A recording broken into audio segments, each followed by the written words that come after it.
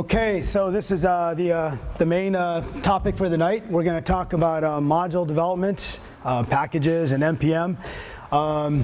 My goal is to make sure that everybody kind of understands what we're talking about when it comes to modules and Node. Being able to actually use NPM to install a module, being able to create your own module and understand some of the various module creation patterns, because quite frankly, if you're new to Node and you're not experienced with any kind of a module system, like maybe from JavaScript, browser development and using Require.js or something else, it's going to seem a little bit mysterious. We'll talk about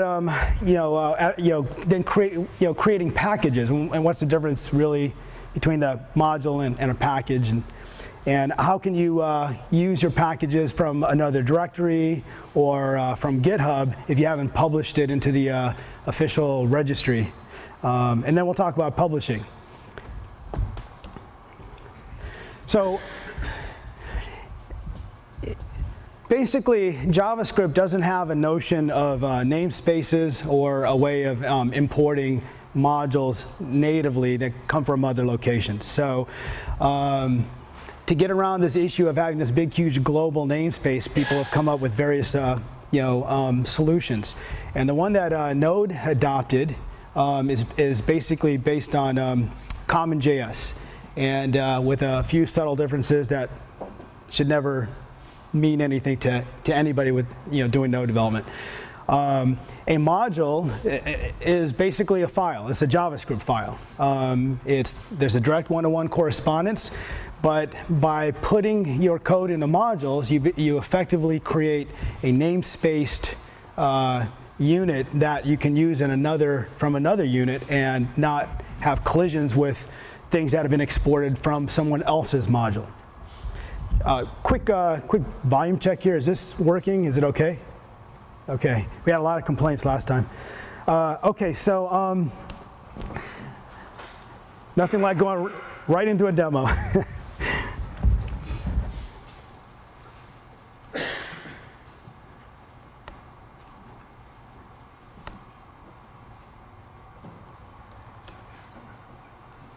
Yeah, there is.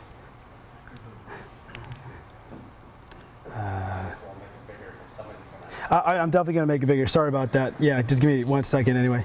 I was doing something a moment ago and oh, shoot. Let's see, where do I need to go? CD, projects. Shouldn't have changed my place.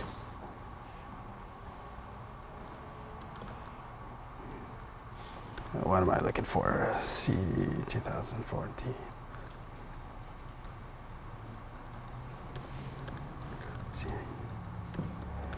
What am I going for? Oh yeah, okay, there we go.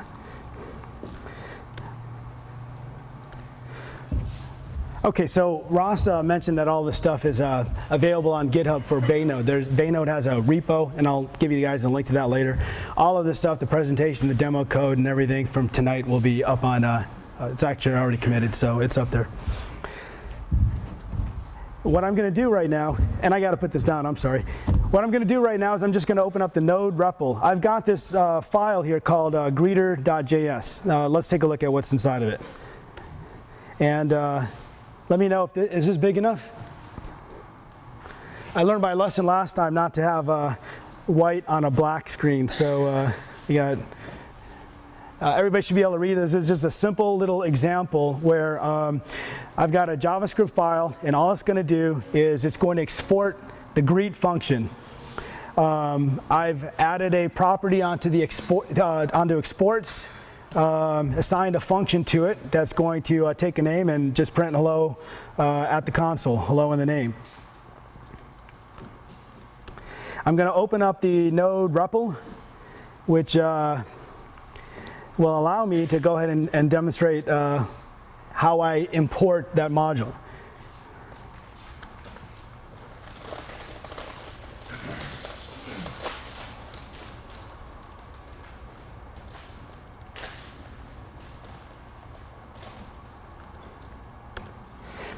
So, and if you haven't used a node REPL before, don't worry about the undefined. That's the node always evaluates the last thing that you did. If it's something void, if it doesn't return a value, then you're going to see undefined. But it's still executed. So I've basically, inside the node REPL, I created a variable that's going to hold the module that I just imported. What's going to be available to me is going to be whatever that module exported. So, and it only exported one thing, a function called hello that takes a parameter, an argument, and I will print it. Let's see, what did I do? It's the deja vu from last time. Oh, yeah. It's, nope. If only it was that simple. Let's see, cat, what did I do? What am I exporting here? Greet.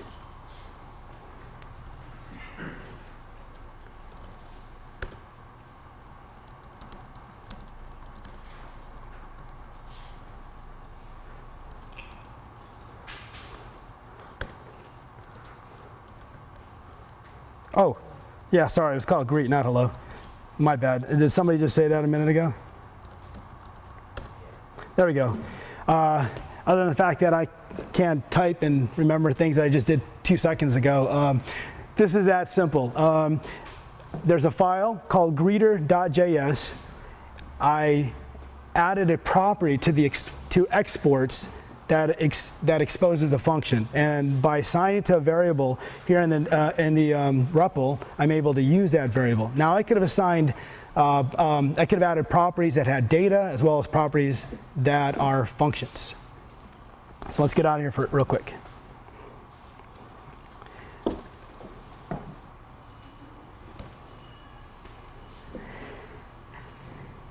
The next demo is just an extension of this one. And it's also very simple.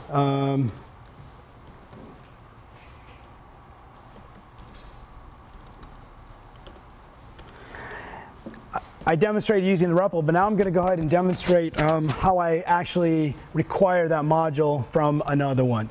So it's the same greeter that I just showed you a second ago. Okay. And in this case,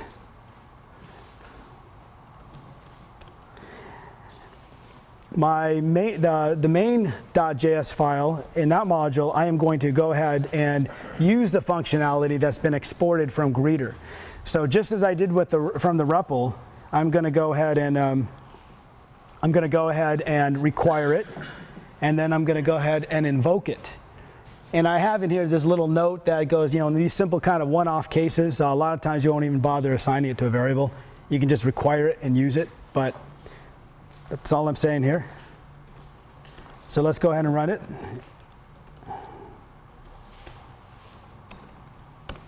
And there we go, another hello world. Again, very straightforward, very simple so far.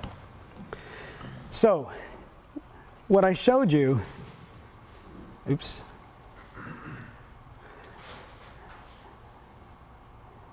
Oh, in this example that I was going to give, I was going to actually, from the REPL, I was going to show using importing, requiring assert. But same thing. What I just showed you is I used a file that was located in the same directory. And so I indicated that with a relative path. varg equals require, and then you see inside of what I'm requiring, you can see the ./greeter. Okay, that's a file that's located in the same directory. So how does Node resolve modules?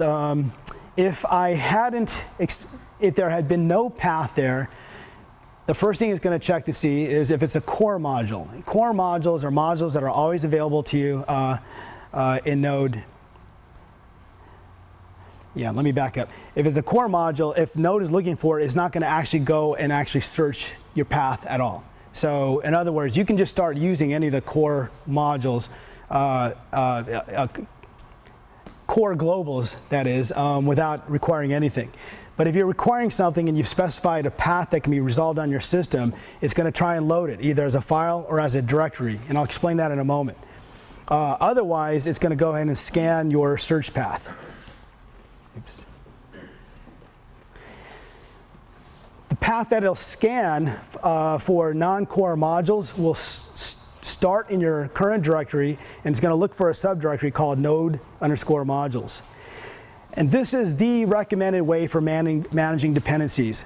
Everything else that comes after this, requiring on any path to be set or any recursive searching solution, is not the recommended way to do it, but it's supported. But the best way to do this is install any dependencies that you require in a way I'm going to show you in a little while, but it's by making sure that your dependencies are stored in your node_modules directory. After that, it's going to go ahead and search the path, and then it's going to search various locations. The actual details of that search I provide a link to it, I thought. And I apologize, I didn't provide the link, so I'll add it, but it's basically explained up on npmjs.org. So getting back to that a moment ago, what I said a moment ago, you can basically require a file explicitly, and the extension part of it is implicit. So in other words, when it resolved what I was requiring, it went in and looked at that path, and if that resolved to a file without the extension, if it resolved to a file that had a .js extension or a .node extension, it loads it. If it ends up resolving to a directory, then what it's going to do is it's going to look inside of that directory, and it's going to first look for a package.json, which I will explain in another few minutes, or it's going to look for an index.js, or then it'll look for an index.node, in that order.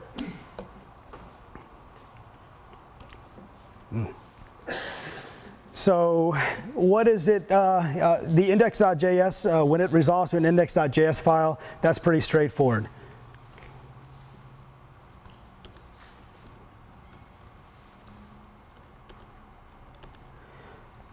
So in this example, I've created a subdirectory called lib, and in lib is a file. It's the same greeter file that we created before, except now I've called it index.js. And how I'm going to import it in this case, how I'm going to require it, is I'm going to just go ahead and specify the path to the directory, and I'll still be able to use it. And that's because according to the way it resolves these path names, it's going to look in that directory. It's not going to find a package.json. Well, it's not going to resolve to a file directly. It won't find a package.json, but the next thing it'll find is an index.js. Oops. So is it because Node is looking in the file and finds the No, no. It's explicitly looking in that location. It didn't resolve to a file name directly. So then it looked for a package.json, which could specify the file. It didn't find that, but then it found an index.js. Now, as far as what got exported in that file, same rules as before. Nothing in that file regarding what exported changed. But what changed is how we found that file. In this case, I found that file by specifying a path without a file. And this is important because what's going to happen when you develop more complicated modules, you're going to basically expose interfaces that will use other modules. You don't necessarily want everybody to have to require all of those. You're going to make those available in the single entry point to that system. So again, it's a form of encapsulation. It's a form of exposing only what you want to expose, even if you have a whole bunch of other files that are available in that directory and even subdirectories. So again, this works. So to recap, all I did was I specified a path. It doesn't directly resolve to a file. Okay, but Node was able to find a file in that path called index.js. So you guys are all with me so far, right? Now what I'm going to go, we haven't talked about package.json yet, and we're going to get into details about that in a few minutes, but I'm going to go ahead and demonstrate a simple case of using package.json as a way of declaring what you intend to export from that directory.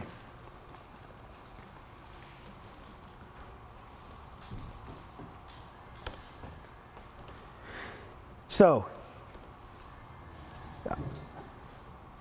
let me show you what I got in here. So now what we see is we've got our old familiar greeter file again. It's no longer called index.js.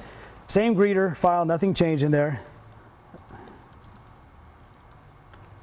It still exports the greet function, just as before. And we got this package.json. What package.json is doing is declaring some information about this, about the package, which is that I'm exporting a module, the main module that I'm exporting, which is greeter. I've also given it a name and a version. And this is important because these two fields are actually required. No matter what else you know about package.json, you have to have a name and a version or it won't work. You can't resolve via package.json. So again, nothing changed. Nothing is changed in here. I'm going to require it by its path. I'm going to use it. Oops. And it still works. So you'll find both getting used for different reasons. Index.js is useful when you're building a library, and you're specifically building, or you're building a library that you're using, that you're consuming from your application, and you may or may not make a package out of it at some point and publish it, but you're using it, and and people on your team are using it, and you still want to be careful about what entry points you've exposed, and so you create an index.json, and then you got all your other files in there in your subdirectories.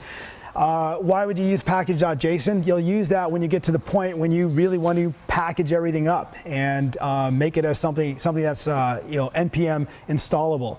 And why does package.json come first in the precedence? Probably because once you decide to package it up, it then becomes much more important to take a look at what you put in package.json that's necessary to be able to publish it and require it as an installable package. So any questions at this point, or we're all doing pretty good, right? Yeah. When it comes to using the include syntax, because I know whenever you want to include, let's say, a specific file like app.js or library.js, right? I know that you can also leave out the .js part and it'll still work. No. You only can leave that out for core modules. And I realized I was actually not clear in what I was saying before, because I was talking about globals versus core modules, and I didn't do a good job of being clear. So let me make this clear. There are core modules that you can always that you can require. They're not globals, so they're not necessarily available to your code until you require it. But when you require it, you only require it by its name. They're called core modules because that's all you need to say is the name, and it will go ahead and find those and install them in your application. So, God, I'm doing a horrible job. And no. Because, let's say, for example, in StrongLoop, if you look at their code, I'm losing my mind here. You were right the first time, because if you publish your package to npm, you can require it just by the name. God, I'm sorry, I'm twisted around the axle. Should have had that beer, and it doesn't. I've been doing it. All right. The major challenge I'm getting at here is that when that's allowed, Yeah. it can make it hard to. It's somewhat hard to kind of like you're trying to like trace back to do some debugging or something like that. I see like you see require something /lib. You know that's a directory, but that could be a lib.js file. I'm like, okay, I was looking for a JS file as a directory. You won't. Be a small challenge. When you're debugging, you're going to be accessing everything you do through the variable you assigned it to. So, and if you're tracing through it, you'll see where you assigned it to that variable, and you'll see what the reference is to. I mean, it's not like that part of it's going to be all that opaque. You'll be able to find where it came from. Everything's being dereferenced through the variable that you assigned the package to when you required it. Yeah. And just to be clear, and I totally apologize for any confusion, because we haven't gotten to it yet, but yes, you can, when you require a package, if it isn't via a path name that starts with a dot or a slash or a dot, meaning a path name on your system, then it's going to look for it according to the registries you're configured to search, and by default, that's going to be the public NPM registry. So, and that's how it knows whether you're looking for something up on the registry or something that you got on your system. Yes? I understand that the node looks through different places for different files. So when you do the .reads, it has to be found as an exported function somewhere. But this package.json doesn't provide any functions, so what is it going to do if it finds that and it doesn't find the index.js and index.json? Well, okay, so we don't want to confuse how it finds the module that you're requiring versus what's in that module that you exported. So the search path, when you require it, is going to go and try and resolve to a file somewhere, whether it's a public registry on your system or whatever. That's step one, is finding the file. Now, as far as what's available to you in that file that you found, that's different. So I think if what you're asking about using package.json, again, that's just a way of indicating, at least in the context I'm using so far, that's a way of indicating your main entry point as if basically specifying, hey, I need this file, whatever it's called, greeter.js in the example I gave. So it's just, instead of having gone to it explicitly, I could have put ./lib/greeter.js. But I did it through the resolving mechanism where I just said ./lib. So using package.json enables Node to search for directories that could contain a file that has that function definition that you know. Yes, yes. And this can, and any directory and any subdirectory that you're using can have a package.json. So. That's a very poor analogy, but it's sort of kind of like ASCII and Java. Sort of. It says specify this directory, and then it goes and searches all of these. Kind of, sort of, not exactly. The class path part of it, and but if there's a way of implying that there's a default file to load, module to load from that particular directory, then that would be a better analogy. There's a lot more that package.json is responsible for, by the way. Right now we're just talking about resolving files. No, that's okay. So actually, one of the things I didn't do, I don't think, but we should be able to do this really quick. In this example, I demonstrated resolving it from the subdirectory called lib. But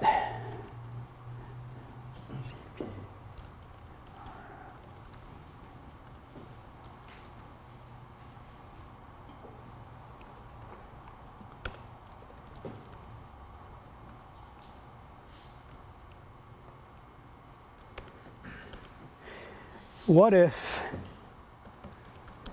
I wanted to get it from another directory that was at the same level? So let's just call this app. Oop.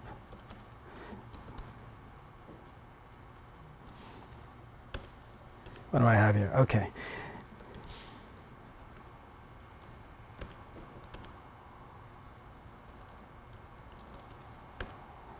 Furthermore, what if I didn't want to have to use paths at all that could break? I wanted to be able to use the same name that I'm going to give it when I publish it to NPM.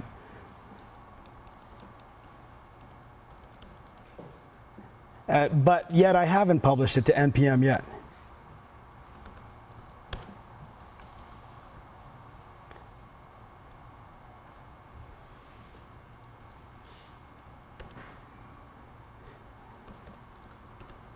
Where am I?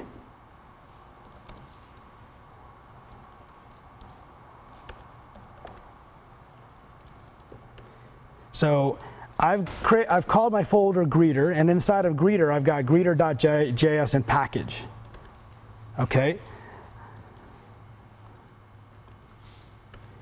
And inside my app folder, I've updated main to go ahead and just require a greeter. Now, as of right now, that's not going to work. Greeter hasn't been published to a registry. It won't be able to find it. But I can do this. I can do npm link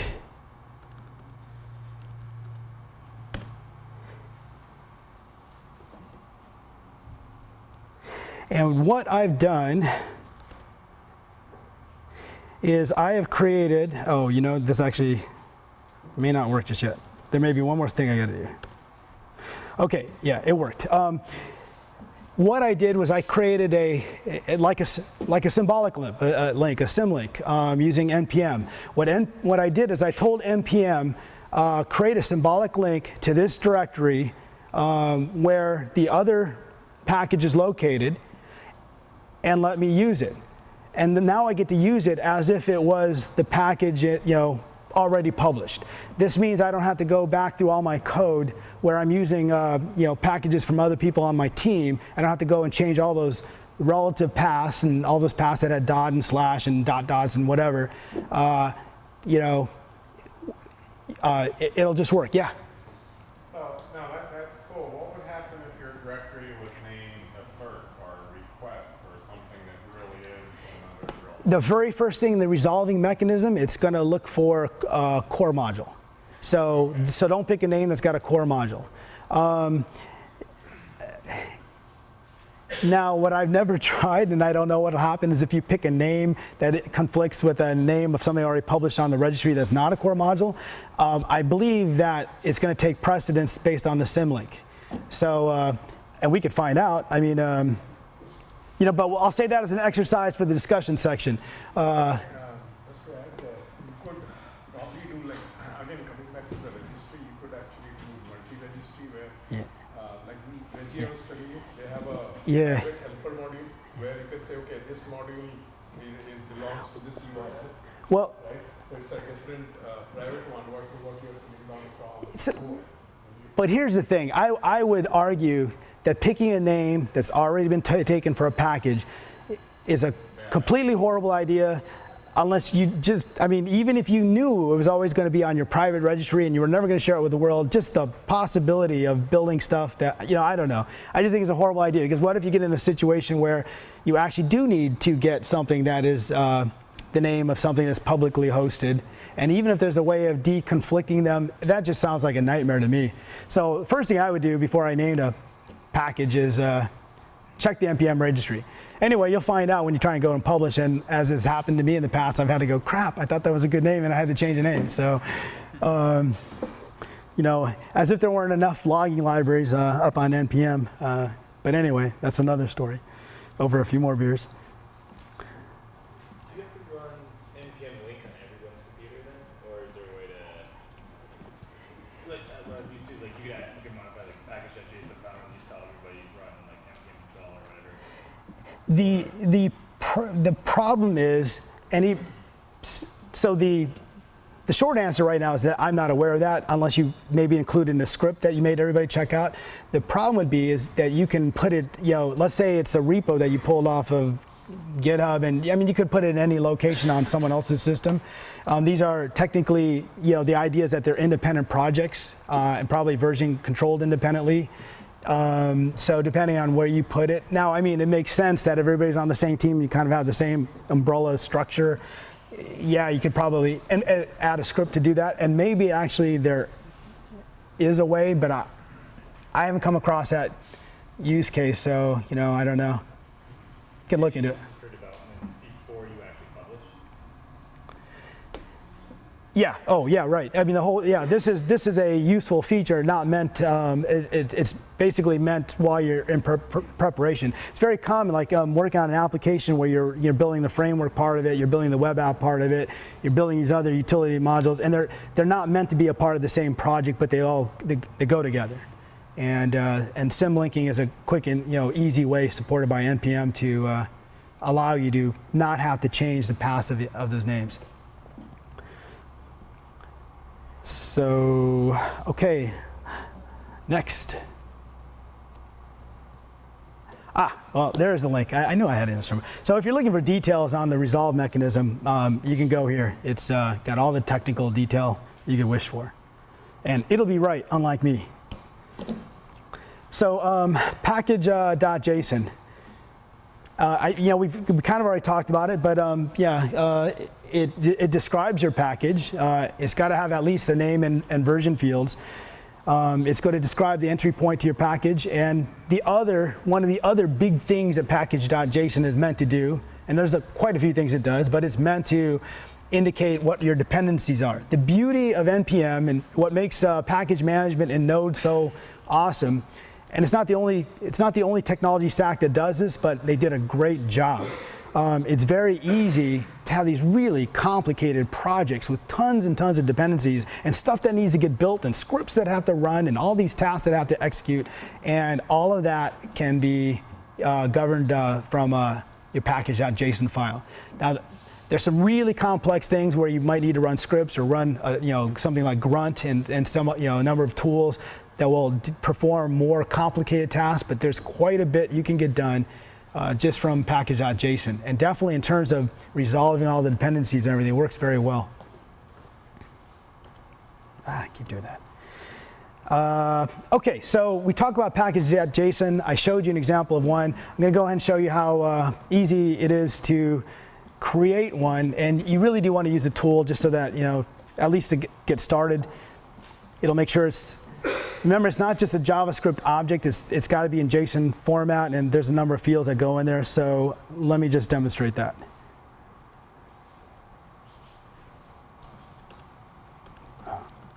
Where am I? I'm looking for, demo 5. So in this case, I already created it, but I'll walk through it again. Demo, it's got a name, it's got a version, there's a description field, indicates the main entry point. It's got a scripts property here where I could basically say the things that I wanted it to do, and we'll talk about that in a moment. Indicates an author, indicates a license. So I'm going to go ahead and remove it, and I'll demonstrate going through the tool.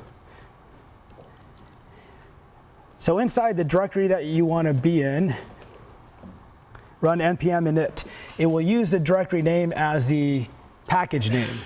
If you want to specify a different name, then provide that on the command line. But I'll just go ahead and say npm init. It's going to walk me through it. And if I hit enter, that means I just want to accept the prompts. So the name is demo05. The version, we'll go ahead and bump that. Description, just a demo of npm init. Entry point. I haven't created one yet. I might want to go ahead and change that. Maybe it's going to be app.js for an Express app or something. Test command. For unit testing, there's quite a few number of test frameworks for Node. I really like Mocha, so I use that all the time. Git repository. If this was, I haven't checked anything in. I haven't built it yet. If I know where I'm going to check it in, or after the fact later I want to add it, it might be github.com.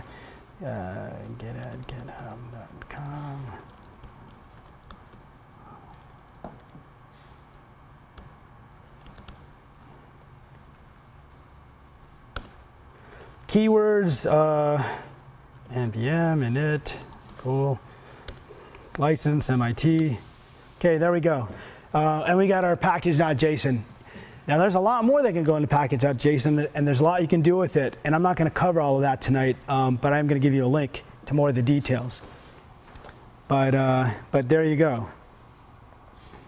By the way, that script section, there are more things that are supported in scripts. There's under script you can have run, and then specify some of the things, some of the scripts you want to run.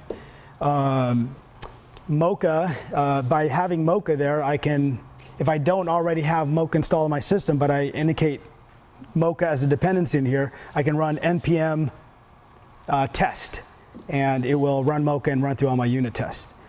So now, so what we have, again, to recap, we've got a package.json. And the idea of package.json, among other things, is to declare our dependencies. So I don't have any yet. I haven't even created my entry point, but let's just go ahead and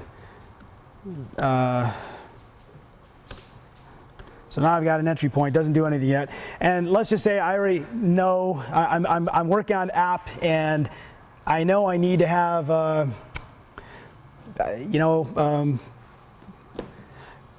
Express or MongoDB. I'm going to talk to a MongoDB database, and I want to bring in the Mongo dependency. So I'll just type npm install MongoDB. And by the way, if you just do install and the name of the package that you want, it's going to go and find it. It's going to install it under your node modules directory, but it won't add it to package.json for you. So don't forget to add this, add the save. And now what it's doing is it's going out and it's resolving that. While it's doing that, because it's going to take a second,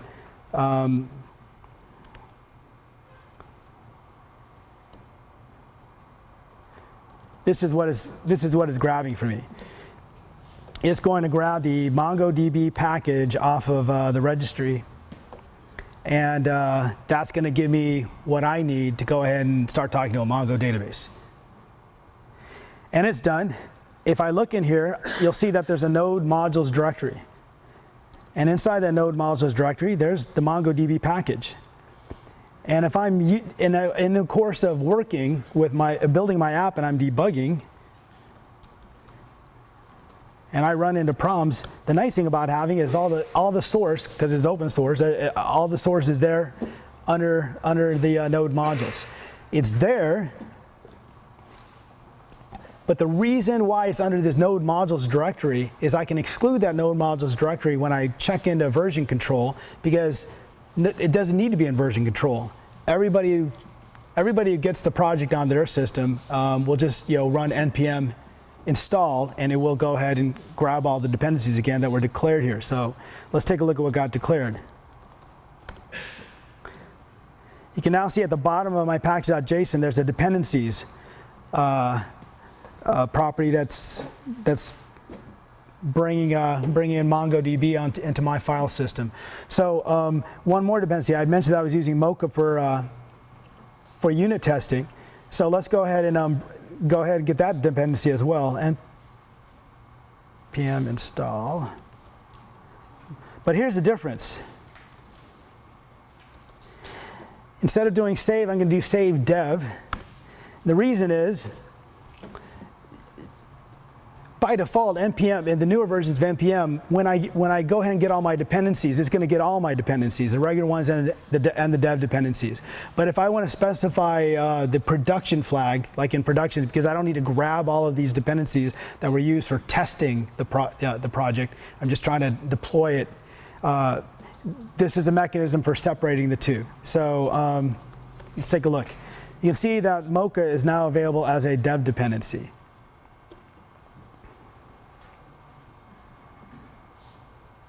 Oops, where am I? Questions so far? Yeah?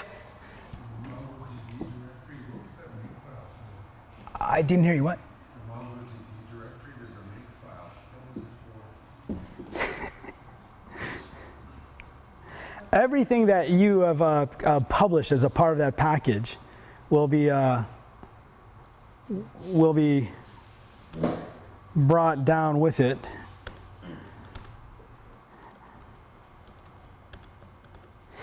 And obviously, without, so there's a number of things that sometimes people have to, you won't need to use a makefile, okay? Now, there may be things there may be some extra utilities, tools that other things got to build, or as part of its script, there may be, especially when you're installing stuff globally, there may be other things that have to run. But that's going to be something that you're going to do if you're building anything extra aside from what npm is bringing. The only thing that we're going to be using will be the JavaScript sources. Let's take a look.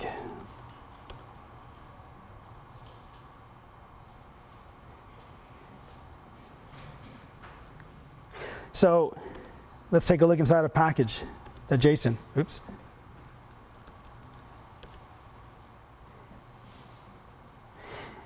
And I'm going to look in here because it's possible that as one of the,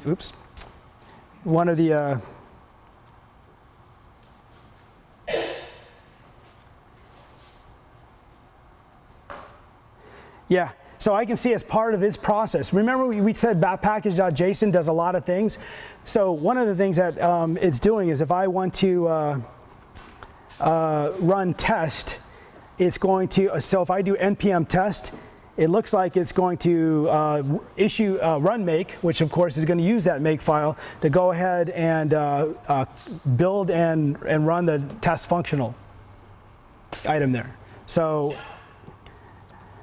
and I'm not going to go through that process right now, but if I did it, it would be npm test, and I don't know how long it's going to take, but it's going to run through make, it's going to build the test and execute the test. So again, that's not something that I've got to worry about as the person using it. I can go ahead and require MongoDB now in my main file or my app.js or whatever it is, and I'm good to go. So if I do this, var MongoDB equals require MongoDB, and go on with my code, because I've installed that package here in my system. It's in Node modules. I can require it. It's going to find it, and I can use that API that MongoDB is exposing for talking to the database.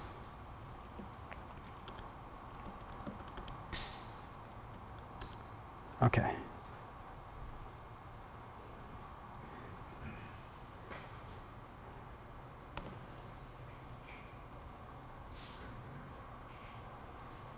I forgot.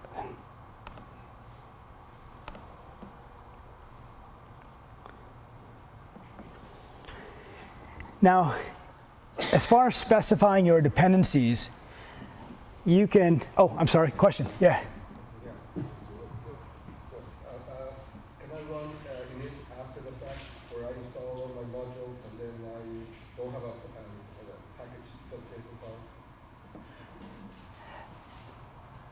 I'm sorry, you. After the fact, I went ahead and installed all the modules. You're going to use npm install to install those modules. Okay, so I installed them, I don't have a package.json, can I run init after the fact?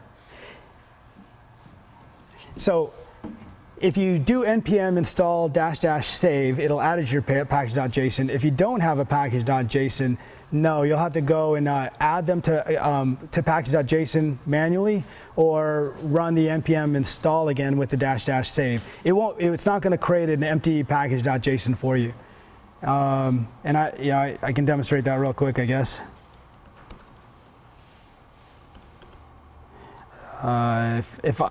Without a package.json, if I do an npm install, God, I just totally drawing blanks when trying to think of a small, short little package. I don't know, like QS, query string module that's really small. Okay, so here's what happened.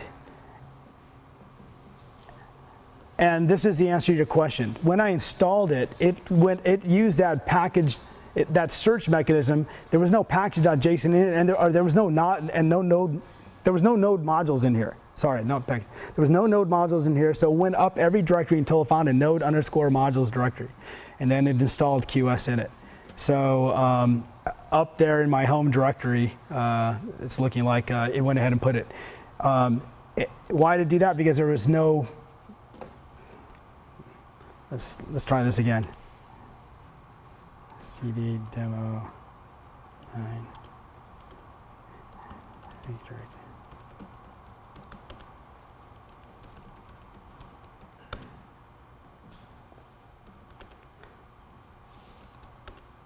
And this time, because there was a node module subdirectory, it put QS in there.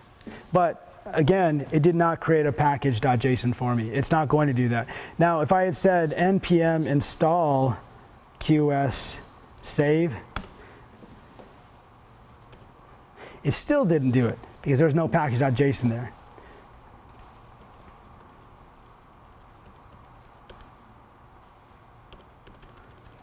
I'll accept all the defaults. Now we got a package.json. Now I'll run the same command again.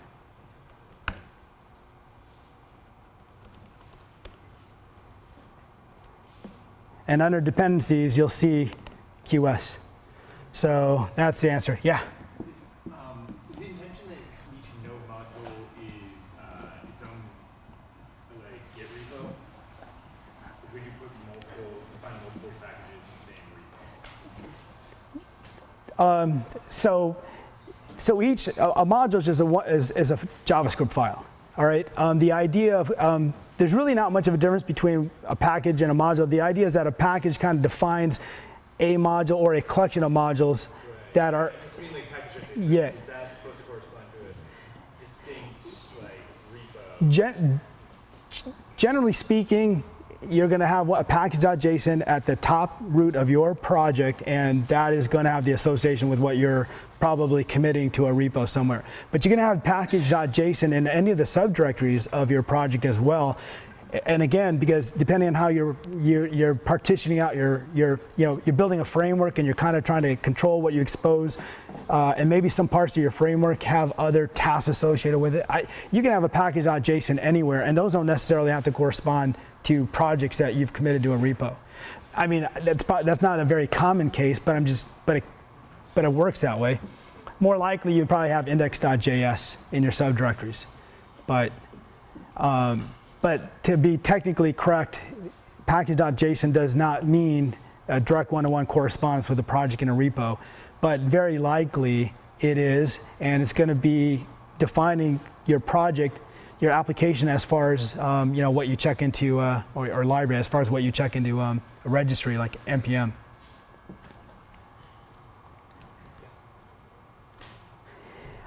So what we and I think I got to start going a little bit faster. So let me. I see people leaving. Let me just say that you can explicitly.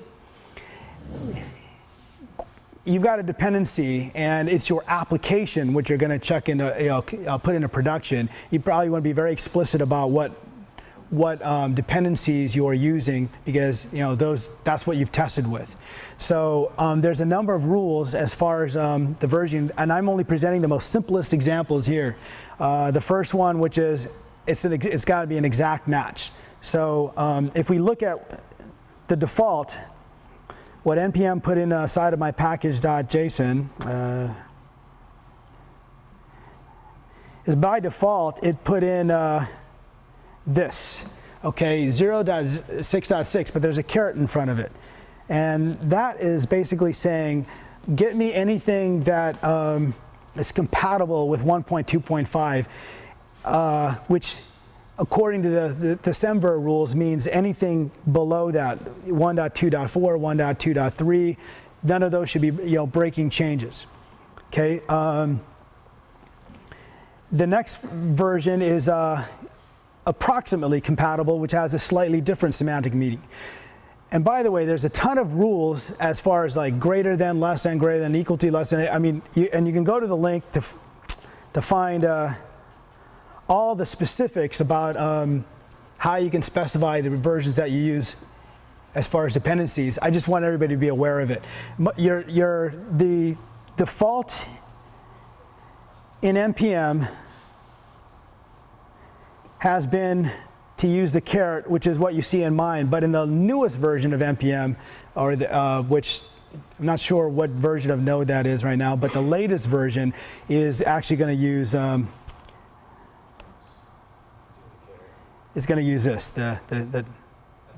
It's the opposite. It's going to use the caret as opposed to using the tilde. Yes, because that is probably more likely what you meant to say. Do you see problems with that in terms of, because it's like only minor version specific, like if you're doing like 1.3, the approximate doesn't get it right. Is the versioning, have you run into any? The thing is, I haven't, but well, I suppose that maybe I have without and dealt with it, but I haven't in production, because the one thing in production is I'm pretty strict about the versions of dependencies that I use once they've been tested. The idea being that it's different. When you're writing a library, you want to be as flexible as possible, and when you're writing an application, you want to be as strict. So it's two different perspectives. If you are requiring stuff in your library, ideally, you want to design your library to be as flexible as possible and not break every time somebody bumps something. But if you're writing an application, you probably want to go the other extreme. You want to be as strict as possible. So those are things to consider, and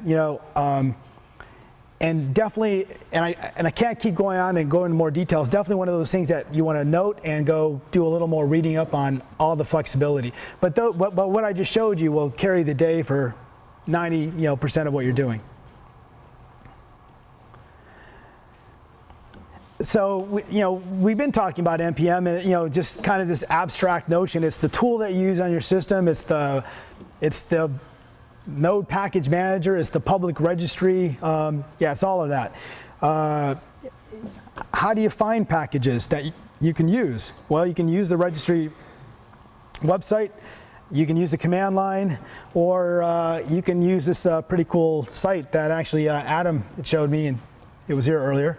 And it will kind of show you, sometimes when you go to NPM, you're going to see 50 different packages for a keyword you typed in, but you kind of want to know, gee, is this like a, what is everybody else using? Is this a very active project, or is it a popular, package, or is it some dud that's 2 years old and doesn't have a lot of activity? You can get the information, but this little site here makes it a little bit easier. So I've already showed how to search when I did MongoDB on the website. You can also do npm search and a keyword on the command line. And I'm not going to go ahead and take the time to show that. So, there's so many important packages to know that are out there and published, but this is a short little list I got here. Some core packages you want to know about. FS, file system, HTTP, process, stream, util. You're going to, depending on what your kind of development you're doing, but you're going to be using these probably quite a bit. There's, and obviously you definitely, and I'll just click on that. You want to know about the globals. You saw me using console.log already. Console is a global object, and there's a number of globals. There's not that many, but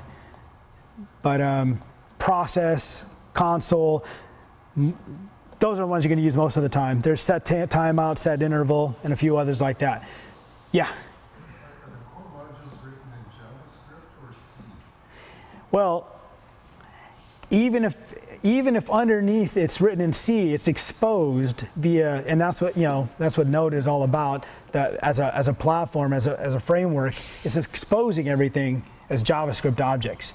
Now, a good part of it, there's a lot of stuff that's, most of the modules you're going to use are going to be written in JavaScript, but quite a few of the core ones are backed by C code. So when you're doing an npm install, it's downloading JavaScript and the backing C code. No, because you're running the when you install Node on your system, you're going to be installing a platform-specific version of Node. So those cores don't have to be brought down from a registry or anything like that. They're installed with Node. But only when you update npm, then it might bring in some. No, in that case, only when you update your version of Node on your system. Yeah, if it's core, that's the definition of core. It's part of Node that you installed on your system. They don't have to be installed and brought in from a registry or GitHub or somewhere.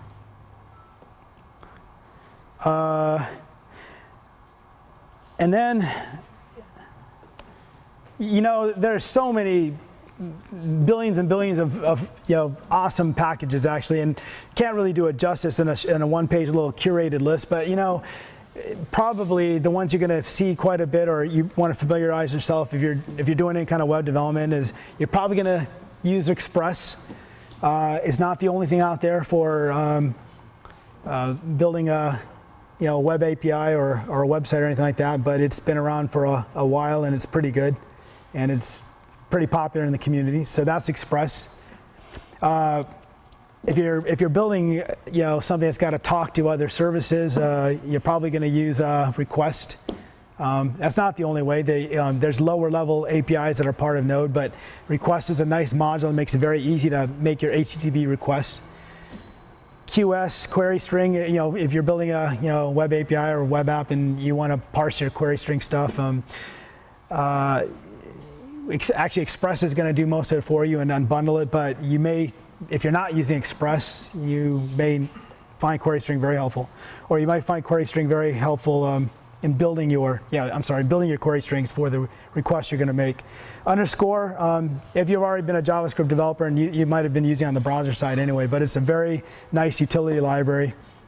Async helps you do a number of things. It's a very nice functional library that helps you handle concurrency quite nicely, and that's all I'll say. There's a lot to it. Mocha, again, that's a that was a test framework. So a couple other things. Can you run scripts using npm? Yes, and actually going to cover that in another session. Can you use node modules in your browser? Yeah, this is really cool. You can. Check out Browserify. So we talked about, in a browser, when you use JavaScript, you're basically, everything is available to a page. It's this kind of this global, page model. There's a couple of module solutions that have been, that are around for JavaScript development for the browser, but you can use Browserify, which will take these modules you created and allow you to use them and use require and all the stuff that you're doing for exposing these modules via, the way I showed you in this presentation. You can use that and exploit that from your browser-based code as well. So, and that's a kind of an advanced topic as far as running through how to do that for another session, but.